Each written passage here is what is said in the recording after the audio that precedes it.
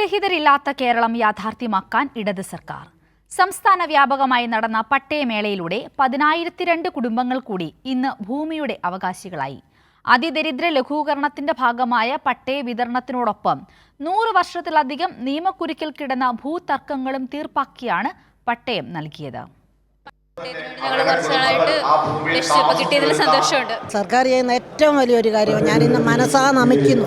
സർക്കാരിന്റെ കരുതൽ സ്പർശമേറ്റവരുടെ വാക്കുകളാണിത്. എല്ലാവർക്കും ഭൂമി, എല്ലാ ഭൂമിക്കും രേഖ, എല്ലാ സേവനങ്ങളും സ്മാർട്ട് എന്ന ലക്ഷ്യം വെച്ചാണ് പിണറായി സർക്കാർ മുന്നോട്ടു പോകുന്നത്. 14 ജില്ലകളിലും ഇന്ന് പട്ടയമേള നടന്നു. സംസ്ഥാനതല പട്ടയമേള തൃശൂരിൽ റവന്യൂ മന്ത്രി കെ രാജൻ ഉദ്ഘാടനം ചെയ്തു.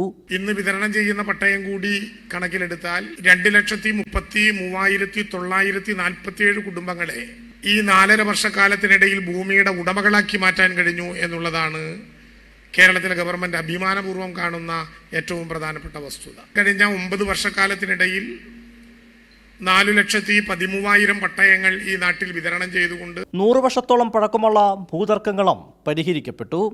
100 വർഷമായിട്ട് ലഭിക്കാതിരുന്നൊരു രേഖ ലഭിച്ച ഒരു അമ്മയുണ്ട് ഇവിടെ. അപ്പോൾ ചുവപ്പ് നാടകളുടെ കുരുക്ക് അഴിച്ചുകൊണ്ട് അത് മനുഷ്യ ജീവിതങ്ങളുടെ നിസ്സഹായതകൾ തിരിച്ചറിഞ്ഞുകൊണ്ടാണ് ആ ഇടപെടൽ നടത്തുന്നത്. പിണറായി സർക്കാർ 10 വർഷം പൂർത്തിയാക്കുമ്പോൾ കൈവശരേഖ ലഭിച്ചവരുടെ എണ്ണം 5 ലക്ഷമായി മാറും. സാധാരണക്കാരെ ചേർത്ത് പിടിക്കുകയാണ് LDF സർക്കാർ. ക്യാമറമാൻ അഖിലേഷ് കൊടുമണ്ണൊപ്പം സുജുറ്റി ബാബു, കൈരളി ന്യൂസ്, പത്തനംതിട്ട.